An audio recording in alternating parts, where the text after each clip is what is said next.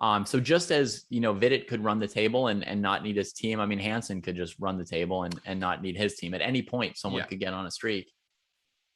Yeah, I mean, right. And it looks like, I just noticed they're actually playing 3+2. Yes. Or are they playing?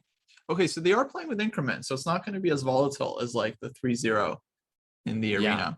No, I mean, of course, Eric is strong enough to just win everything. Yeah. Absolutely. Yeah. And then they have Geary, so like they're gonna have to get through Geary somehow to win this match. So right, will not be easy. I predict that the way to get through Geary is to draw him.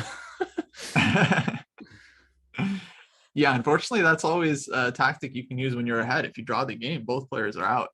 Yeah, it's like simplifying. You get like you'd rather have a 2v1. Exactly. You just trade off your board 3 for their board 2. Wow. Well, do you think Vidit would do that for the team? Sacrifice him? No, I think he would try to beat Nani. I think if he gets through Hansen, he might try and draw Geary. Why not? That puts you in a 3-versus-1 situation.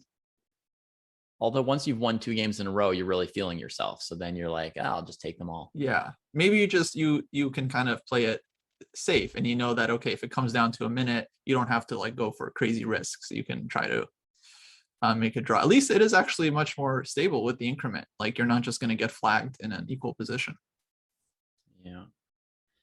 Okay, so interesting situation here. I've seen this position a little bit more recently. I used to think white had like a nice advantage, and then I tried playing this position as white against the computer for a little bit of like practice, trying to get better at the structure, and I couldn't do anything. Like black was always had all the answers for their position, like it was like, oh yeah, the G2 diagonal doesn't do anything. Who cares if it's open? Oh, a knight on E5, whatever. Computer dodged out of everything. But I was thinking that white would play H3 to not give black a chance to play like queen C8 or queen D7 and establish the bishop on that square. Oh, I see. And that much at least did happen. Now he has some time here. Vidit not very afraid of like rook takes E6, which I would be in a blitz game. But that takes a lot of guts to make this kind of move. Like knight G5, queen D7. Yeah. Vidit's looking very confident.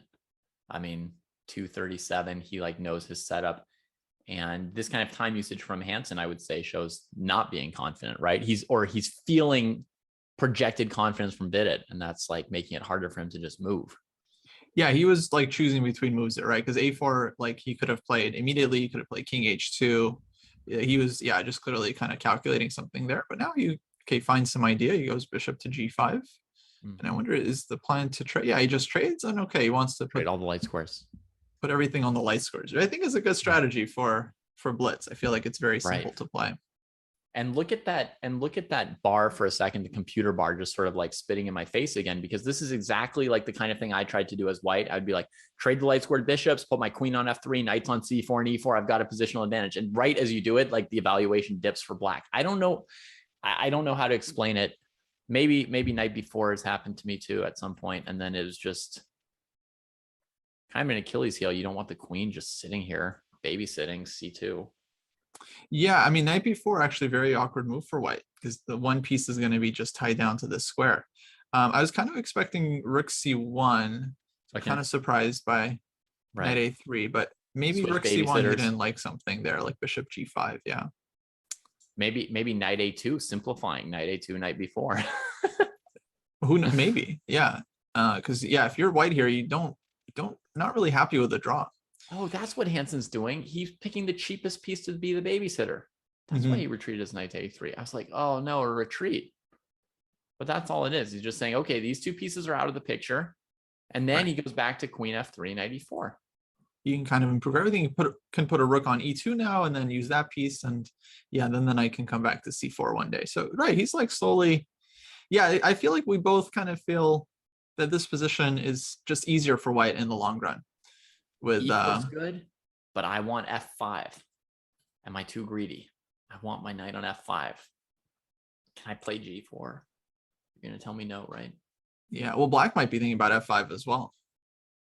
Yeah, that's true. I could play G4 and black plays F5. Then I've weakened my king and I never even got the knight to F5. Yeah. Yeah, so this is big moment for white here. He has to make a decision somewhere.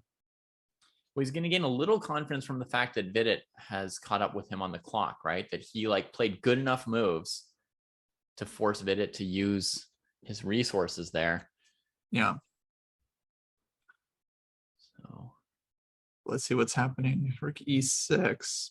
And he's kept his rook on the A file the whole time. He's like hasn't put it on E1 like you would expect.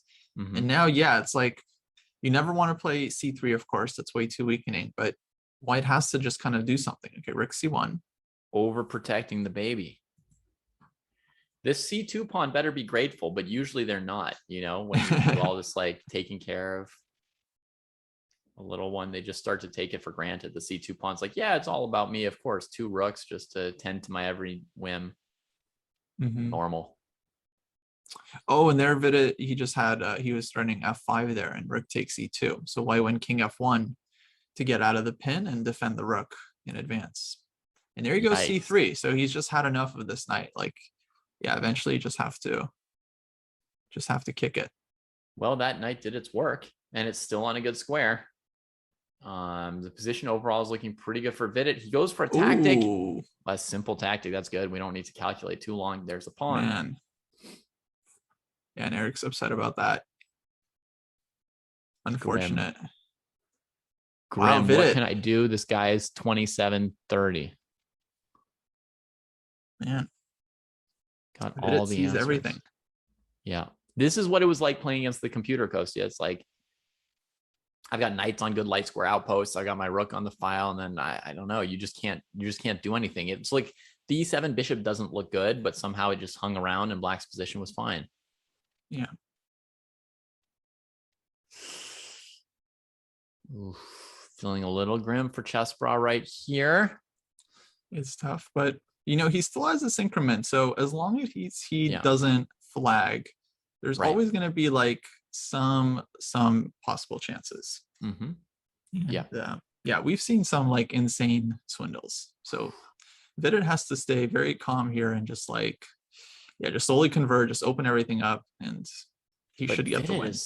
Vidit is just like all over this. He's like, he's in control, and he's also playing like sufficiently aggressive moves, right? He's not in like keep it simple mode, nor is he doing crazy risks. It's like aggressive and correct.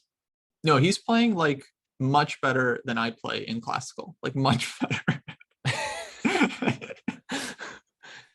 Okay, and he chooses to let the e-pawn live, and that's a little bit of hope for Hansen. And you see Vidit hesitating, not sure about the queen trade.